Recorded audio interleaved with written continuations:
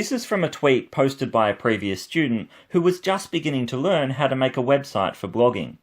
It's from a few years ago, but ever since then I've seen the same kind of revelation experienced and sentiment expressed by countless other students. This tweet reminds me that I don't need to step students through the basics of how to do things.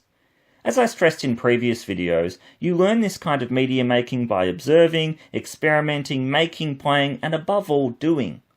That student's tweet also highlights how getting practical with digital media can be fun. People like to make things. They get a sense of achievement and enjoyment out of it. While the idea of having a personal website that can be accessed from most parts of the world is now naturalized to the point of perhaps not sounding all that special, I still remember the genuine surprise that I felt when a WordPress site I once created for a conference I was organizing was being looked at by people living in dozens of different countries.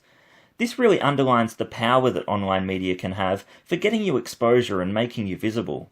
Of course, having a blog that you upload content to on a regular basis is a lot different than making a static website like this one. A site builder like WordPress makes the building of a blog fairly straightforward to accomplish. It might seem like this video on creating a WordPress site should include detailed step-by-step advice on how to do things, but that's not what I want or need to do here. There are already a large number of videos out there that do that. What I want to do is give some general advice on using a platform that is designed to be accessible and user-friendly. It doesn't take long until you've set up a decent infrastructure to create some dynamic media content. All you need to do is choose a template, or what WordPress calls a theme, that fits your purposes. Take its aesthetic appearance into account, and you've got lots of cost-free options here. The word theme is actually really important, as you want any media you create to be thematic. You can develop the thematic nature of your site in lots of different ways, such as through your site's title or choice of header image. In other words, your theme starts before you even create a blog post.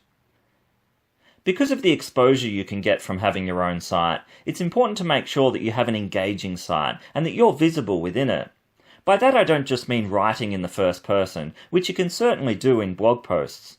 The best way to be visible within your site initially is to have an about page and to have it filled out. Make sure the template or theme you choose has this about page pre-installed. The vast majority of templates will have this, and it's ready for you to incorporate really useful details. In previous years and units, I've seen the vast majority of students not fill out any of their about page, which sends a really clear message to any visitor to their site that they probably don't want to be sending.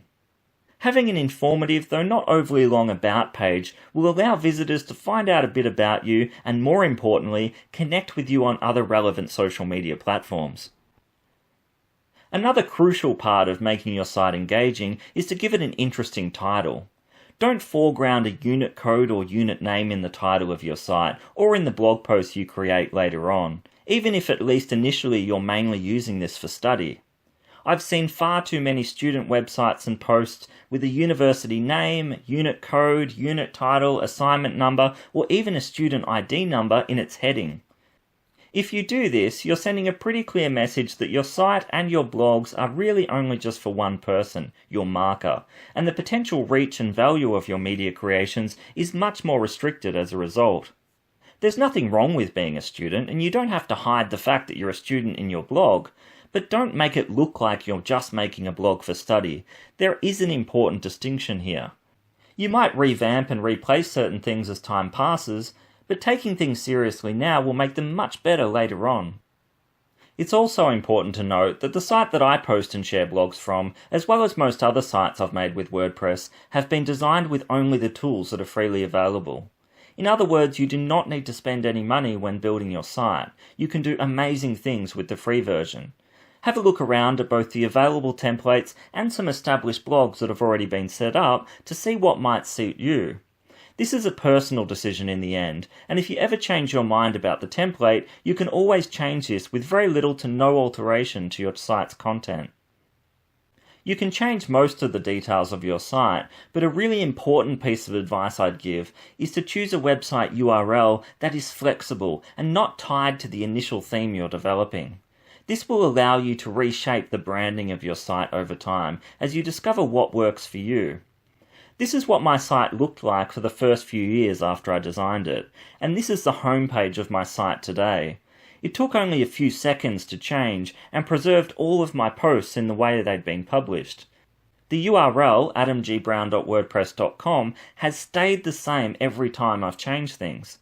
A wise strategy when creating a URL is to use some form of your name so that you're even more visible and invested in your site. Definitely don't use something like a unit code or student ID or university name. This is your site. Tell yourself that by showing everyone else.